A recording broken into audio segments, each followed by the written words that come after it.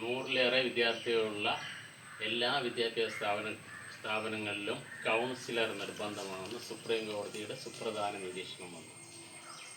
കാരണം എൻട്രൻസ് കോച്ചിങ്ങിൽ വിദ്യാർത്ഥികളുടെ മാനസിക സംഘർഷം ഒഴിവാക്കുന്നതിന് വേണ്ടി ആ സ്ഥാപനങ്ങളിൽ ഒരു കൗൺസിലറോ അല്ലെങ്കിൽ ഒരു സൈക്കോളജിസ്റ്റോ അല്ലെങ്കിൽ സോഷ്യൽ വർക്കറോ അല്ലെങ്കിൽ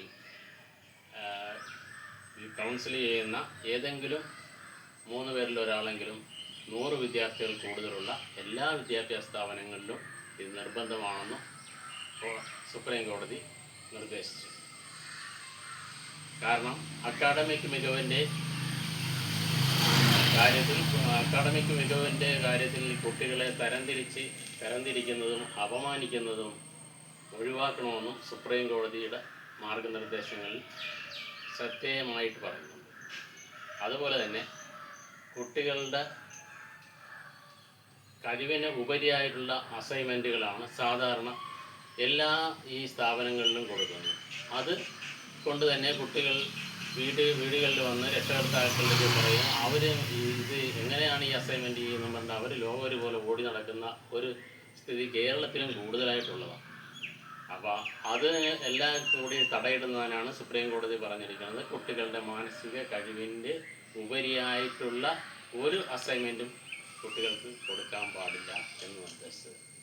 ഇങ്ങനെ ഒരു നിർദ്ദേശം വരാൻ കാരണം വിശാഖപട്ടണത്തിലെ എൻട്രൻസ് പരിശീലന കേന്ദ്രത്തിലെ ഒരു പെൺകുട്ടി ആത്മഹത്യ ചെയ്തതോടനുബന്ധിച്ച് അവളുടെ പിതാവ് സുപ്രീം കോടതിയിൽ ഹർജി കൊടുത്തു. ആ സ്ഥാപനത്തിൻ്റെ നിരുത്തരവാദമായ പെരുമാറ്റവും അവിടുത്തെ ലോക്കൽ പോലീസിൻ്റെ കഴിവുകേടും കൊണ്ടാണ് എൻ്റെ മകൾ മരിക്കാൻ ഇടയായതെന്ന് പറഞ്ഞതിൻ്റെ പശ്ചാത്തലത്തിൽ CBI അന്വേഷിക്കാനും കോടതി അവിടുത്തെ ലോക്കൽ പോലീസിനെ നിശ്ചിതമായി വിമർശിക്കുകയും ചെയ്തു.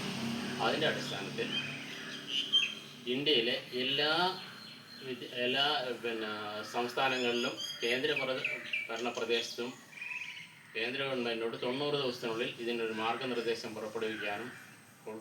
പുറപ്പെടുവിച്ചിട്ട് 2 മാസത്തിനുള്ളിൽ കോടതിയെ വിവരം ധരിപ്പിക്കുവാനും സുപ്രീം കോടതി നിർദ്ദേശിക്കുകയുണ്ടായി. അത് സുപ്രീം കോടതിയുടെ നിരീക്ഷണത്തിൽ പറയുന്നത് എല്ലാ മാസവും ഈ വിദ്യാഭ്യാസ സ്ഥാപനങ്ങളിൽ മേൽനോട്ട സമിതി രൂപീകരിക്കാനും അതുപോലെ അധ്യാപകർക്കും അനധ്യാപകർക്കും 2 വർഷത്തിലൊരിക്കൽ അവർക്ക് ഇതിൻ്റെ ട്രെയിനിങ് നടത്താനും രക്ഷകർത്താക്കൾക്ക് ബോധവൽക്കരണം നടത്താനും സുപ്രീം കോടതി നിർദ്ദേശിച്ചു. അതുപോലെ എല്ലാ മാസവും അവലോകന കമ്മിറ്റി കൂടാൻ ജില്ലാതല അതോറിറ്റി രൂപീകരിക്കാനും ജില്ലാതല അതോറിറ്റിയുടെ ചെയർമാൻ അതാത് ജില്ലാ കളക്ടർമാർക്ക് ചുമതല കൊടുക്കാനും അത് വെബ്സൈറ്റിൽ പ്രസിദ്ധീകരിക്കാനും കുട്ടികളുടെ ഹോസ്റ്റലിൽ ഇതിൻ്റെ നമ്പർ പ്രസിദ്ധീകരിക്കുക, മാനസികാരോഗ്യ കേന്ദ്രങ്ങളുടെ ആശുപത്രികളുടെയും അതിൻ്റെ നമ്പറുകൾ പ്രസിദ്ധപ്പെടുത്തുവാനും കോടതിയുടെ നിർദ്ദേശമുണ്ട്. സുപ്രീം കോടതിയുടെ ഈ സുപ്രധാന വിധി വന്നത് എല്ലാ സംസ്ഥാനങ്ങൾക്കും ഉപകാരപ്രദമാകുന്നു എന്നാണ് നമുക്ക് മനസ്സിലാകുന്നത്. കാരണം കുട്ടികളുടെ ഈ തരംതിരിക്കൽ സ്വഭാവം ഇപ്പോൾ കേരളത്തിൽ ഏറ്റവും കൂടുതൽ നടന്നുകൊണ്ടിരിക്കുകയാണ്. അതിനും ഒരു അറുതി വരുത്തും എന്ന് നമുക്ക് പ്രതീക്ഷിക്കാം.